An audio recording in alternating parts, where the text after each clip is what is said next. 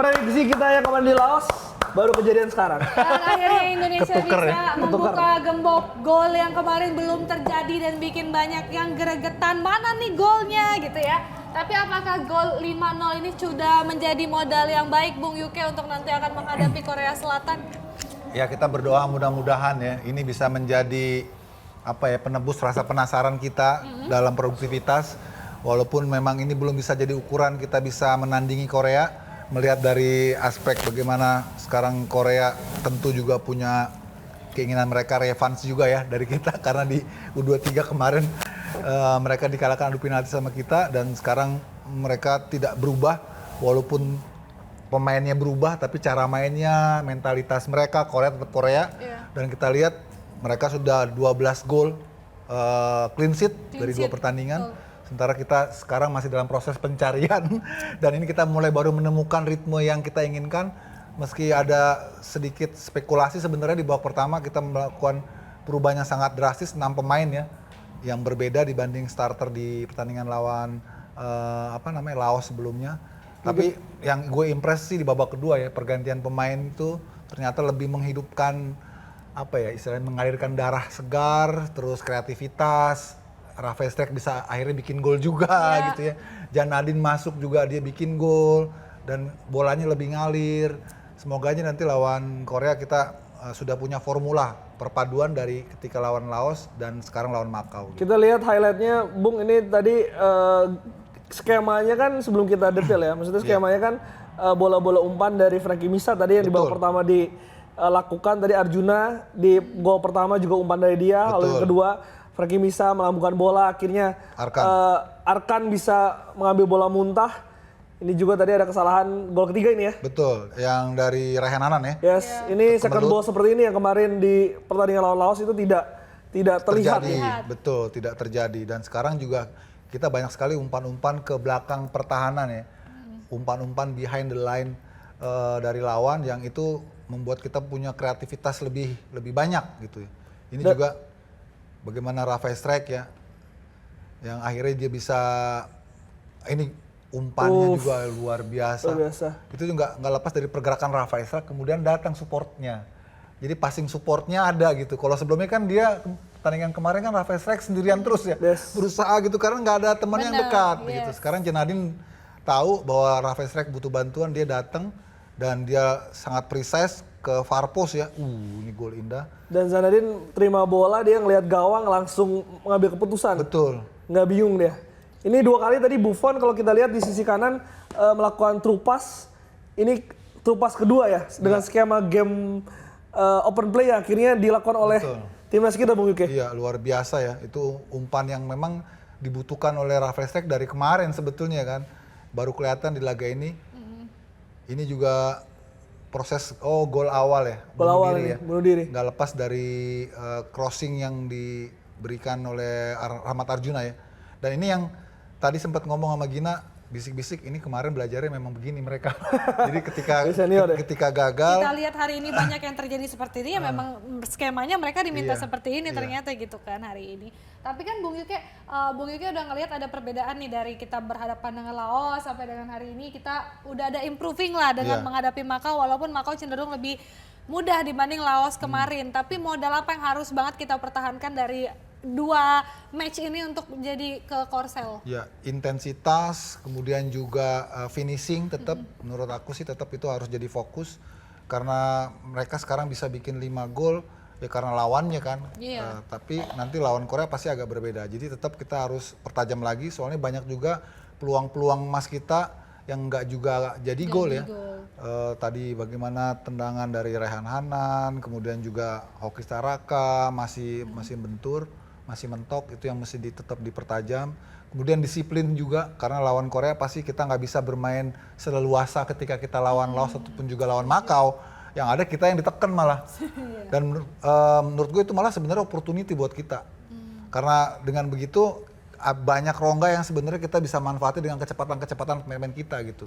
Dan untuk gelandangnya sendiri kan kalau ini kita diuji gimana transisi bertahannya, tapi nanti ketika Korea Selatan kita pasti akan ditekan, kita akan transisi menyerangnya itu yang akan menjadi salah satu ujian gitu. Betul. Dan itu kita mesti punya gelandang-gelandang kuda sih, gelandang-gelandang pekerja. Kayak tadi kan kita lihat Ananda Rehan cukup baik juga ternyata. Robi juga bisa. Nanti mungkin Robi bisa dimainin. Alih-alih kita pakai 3 gelandang gelandang yang flat gitu ya, gelandang yang seimbang. Besok bisa lawan Korea kita pakai 2 gelandang bertahan misalnya. Jadi 4-2-3-1 gitu kan. Biar kita lapisan ininya dekernya lebih kuat gitu. Dan Cahya juga akan mendapat ujian pertamanya di lawan Korsel ya. Dan juga nggak bisa back-backnya ngopi-ngopi ini. lagi dia di Kalau ujungnya. kita lihat kemarin waktu lawan Korsel kan, waktu Korsel main kemarin lawan Laos, lawan Makau gitu ya. Mereka banyak bola-bola daerah loh, atas sama bola-bola daerah. Dan bola atas tuh juga jadi kelemahan kita kadang-kadang Kelemahan kan. kita, betul. Makanya tuh kita mesti pasang pemain-pemain yang tinggi-tinggi sih. Tinggi-tinggi. Siapa aja berarti yang harus kita pasang? Iya, siapa aja starting 11-nya? Mungkin Dion, Kadek Arel, sama Kakang mungkin. 3 back? Iya, kalau gue pilihnya itu sih. Kalau kita pakai 4 gue agak ngeri juga sih. Karena kalau 4 itu dengan materi pemain yang kita punya ini, fullback kita ini punya kewajiban juga untuk naik. Offensif ya? Begitu kita ofensif gitu ya, nah kita kan pasti ada lubang tuh. Transisinya kita kan sering telat transisinya kita. Itu yang gue khawatir. Tapi ya kayaknya sih tetap akan pakai 4 back sih. Gue nggak tahu apakah ini 4 back yang sekarang ini akan kembali digunakan. Itu kembali ke pelatih ya, preferensinya seperti apa ya. Kalau gue sih tetap Kadek Arel sih harus ada di situ sih. Kadek Arel tetap ada di situ. Berarti Kadek Arel, Dion Bisa. dan juga Kakang. Ya, mungkin Kakang main ke kanan kali. Main ke kanan lagi kayak kemarin. Mereka pakai 4 pasti kan. Kirinya siapa nih? Ini Donitri hari sih. ini Donitri. walaupun Frankie Misa bermain sangat baik pada hari ini. Iya. Tetap Donitri. Tetap Donitri sih. Donitri, berarti 4 back. Karena Frankie Misa itu kalau kena tekanan tuh juga kurang cepat dibanding Donitri. Kalau Donitri itu transisinya cepat Donitri. 3 back di 3 gelandang. 3 gelandang. Pairingnya nih, lu pakai bahasa pairing. Udah dicoba Laos, udah dicoba di Makau. Pairing mana yang paling pas? Ananda Rehan, terus Janadin Paris, sama Arkan Fikri. Ya, jadi Ananda Rehannya yang tukang gebuk situ. Ini sambil kita lihat ini suasana dari Gelora Delta Sidoarjo. Lagu Tanah Airku sudah berkumandang. Ini 3 kiper kita ya. Iya. Cahya, ada Dava, Ardiansyah. ada Ardiansyah. 2 pelatih kiper senior ini dipinjam ke junior. Ini kiper temennya Bang Bes nih. Tapi unik. Pelatih kiper Dewa. Oh iya. Unik juga ya. Kemarin Ardiansyah padahal nyambet predikat kiper terbaik loh AFF. Tapi di sini diganti total. Tapi seharusnya memang kayak gitu loh. Maksudnya persaingannya itu harus seketat itu, hidup. Betul. Karena kan gimana pun kemarin AFF kita belajar ya. Ketika Arkan cedera, Tony cedera. Iya. Kalau nggak ada saingan yang... Iya. Rehan bermain sangat baik, bagus pada Rehan. malam hari ini. Iya. Dan Robi jadi ada ininya ya, kompetitornya ya. Ada kompetitornya. Terus Arkan Fikri juga ada kompetitor sekarang. Zanadin bermain lebih simpel, beda karakter emang Arkan. Jadi dia bisa menjadi pelapis yang setara. Kemudian juga Frankie Misa ternyata bagus juga kalau diberikan keleluasan untuk dia main early crossing ya. Kalau 3 pemain depannya, Bung? Kalau depannya lebih baik sih Jens Raven, Rafael Strike, Arjuna sih. Bukan Hanan? Hanan walaupun hari ini bikin gol, tapi secara keseluruhan sih untuk sistem gue lebih prefer itu Arjuna sih. Tapi gue cukup puas sih dengan pergerakannya Hanan tadi berapa kali. Hanan mungkin nanti buat jadi super sub kali ya. Kan dia punya tenaga tuh, punya kemampuan penetrasi, punya akselerasi. Itu kita perlu kalau kita pas abis bensin, masukin pemain-pemain yang kayak gitu tuh. Artinya hal yang mungkin bisa dipetik secara positif di pertandingan kali ini bagaimana mereka pergerakan tanpa bola tadi yang kita bisa highlight, lalu juga bagaimana mereka menyalurkan bola ke kotak penalti itu ya. Walaupun tadi connectingnya belum dapat. Lebih ngalir lah mainnya mereka di babak kedua terutama ya. Itu terasa tuh begitu Janadin masuk langsung 2 gol kan. Rafael Strike bikin, terus Janadin sendiri bikin gitu. Artinya kan impactnya tuh instan gitu dengan pergantian dilakukan oleh Gerrard, bahwa tim ini sebenarnya punya potensi untuk bisa melebihi dari yang diharapkan asal pergantiannya itu pas, pairing-pairingnya itu pas. Dan semoga kan dari pertandingan malam ini udah ketemu nih pairing-pairingnya mana yang buat Korsel yang akan kita lihat juga nanti starting 11-nya siapa. Pasti kan untuk Korsel dia akan memasang starting 11 terbaik versi dia Iya, gitu kan betul. untuk lawan Korsel ini sendiri. Cuma Karena kan masih menentukan ya. Sangat, sangat masih. menentukan kan. Apalagi kalau misalkan, tapi kan kalau dengan ya kekurangan hari ini kayak masih tadi yang passingnya juga masih Iya. jadi catatan kita segala macam. Cuman modal malam ini at least untuk mental udah bagus lah ya untuk Betul. jadi kepercayaan diri. Betul. Nah, Kecuali striker. Kecuali Striker menurut gua. iya, kecuali striker yang masih Kecuali kurang striker. gitu. Iya, Ketajaman iya. di sektor Benar, striker. benar. Tapi nih Glenn terus Regina menurut gue alih-alih kita pakai pemain-pemain yang masuk dalam skemanya dari Gerrard lawan Korea nanti, kita lebih baik better gue sih pemain-pemain yang udah pengalaman lawan Korea. Oh yang siapa aja ya? Arkan Fikri, Donitri. Ferrari. Oh jadi Bonitri udah yang tahu udah ya tahu. mereka Iya, ya seperti lebih apa. tahu, lebih. Terakhir mereka yang lawan Korea ya? Iya, waktu pas U23 yang Yang kita penalti kemarin ya kita menang penalti. Oh. Itu kan yang di sini skuad yang tersisa kan Arkan, Ferrari Rafael. ya. Rafael, iya Rafael. betul. Itu gue rasa mereka perlu dimainin lagi tuh. Benar. Paling nggak secara mental mereka punya modal lah. Gue pernah ngalahin lu gitu kan. Untuk Koreanya sendiri masih di squad yang sama, Bu? Enggak, Yuki? beda. Udah Udah ganti. Mereka kan punya timnas tuh, setiap umur punya timnas mereka. Jadi ini naik ke atas, ini udah feedernya udah siap. Oh, oke. Bung, tadi lu sempat mengkritisi bagaimana keterlambatan Gia Van den Berg merespon situasi. Lu atau Bung Binder ya tadi sempat ngomong di toilet. Gimana dia telat Siapa? merespon Binder, Bung Binder. Enggak yang telat merespon? Gia Van den Berg. Gerrard. Oh, Gerald. Dan tadi ketika akhir babak pertama kita sempat ngomong kan agak sedikit menurun temponya. Iya, iya. Sedikit bingung, udah sedikit agak Stuck balik lagi. lagi ke Setelah style awal. awal. Style Awal, awal. iya. Dan tadi dimasukkan di babak kedua langsung Rafael strike. Iya, Itu iya. menjawab itu. Betul, setuju ya. Jadi memang kali ini sedikit lebih better lah. Jadi kalau kemarin kan telat banget gitu. Kali ini lebih better. Terus udah gitu, begitu Rafael strike masuk juga sempet memang ada sedikit perubahan, intensitas kita naik. Tapi sempet stuck juga karena strike juga ternyata masih perlu support dari second line ketika dia melakukan penetrasi, itu harus ada yang deket sama dia gitu. Masuklah Janadin kan, deng. Baru tuh ketemu tuh ada apa istilahnya puzzle yang dibutuhkan gitu. Dan akhirnya di babak kedua ini kita bisa bikin 2 gol kan ya, dari Zanadin sama dari Rafael strike kan. Ya. Dan number in the box-nya tadi yang gua soroti sepanjang betul. pertandingan. Ya. Jadi terutama babak kedua ya, kita lebih banyak di kotak penalti. Itu setiap kali flank kita melakukan early crossing minimal ada 4 tuh pemain di kotak penalti. Tinggal kualitas Finishingnya lah. finishingnya dan kualitas passingnya Iya, yang kualitas masih betul. harus jadi catatan. Emang sering banget kita lihat bola-bola crossing itu nggak pernah ketemu ya Glenn di atas ya. Iya. Pasti lewat. Cuman poles doang. Iya, benar. Tapi tadi yang juga harus diapresiasi kan bagaimana mereka merespon second ball yang kita kritisi juga di pertandingan pertama ya Bung Yuki ya. Tapi tetap kualitas passing itu karena berapa kali tadi walaupun ada second ball tapi first ball-nya itu memang back-nya salah mengantisipasi. Iya, betul, Dan ini kualitasnya Makau, Betul. bukan Korea Selatan yang mungkin secara apa ya, secara cara mereka Kualitas. membuang bola itu lebih rapih gitu. Iya, betul. Jadi kita tentu jangan terlalu bangga dulu. Kemenangan ini kita syukuri tapi Kita jangan syukuri, terlalu betul. euforia. Sama kayak semalam ya, Iya, kita syukuri, kita jangan syukuri, euforia karena betul. yang sesungguhnya nanti ada di Korsel. Betul.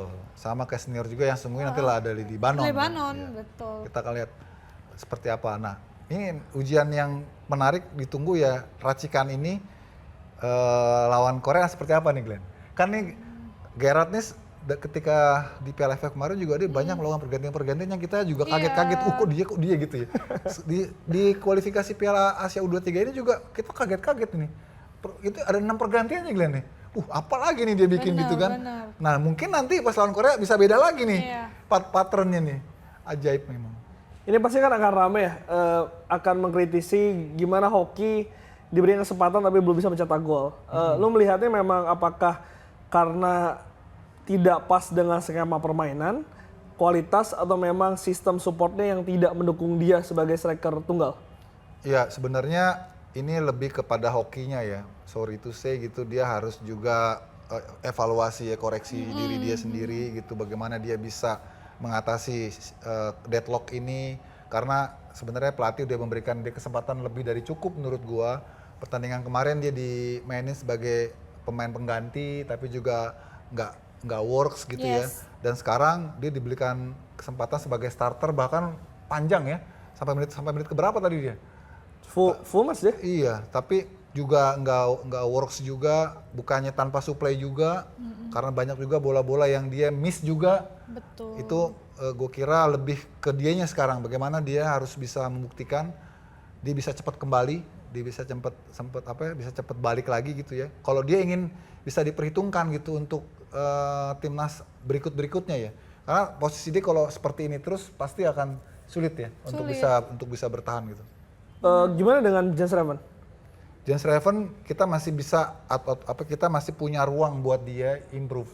Ya artinya karena ini kan dia termasuk pemain yang baru promosi lah dari U20 ke 23. Jadi masih banyak ruang dia untuk bertumbuh. Waktunya dia juga masih banyak betul.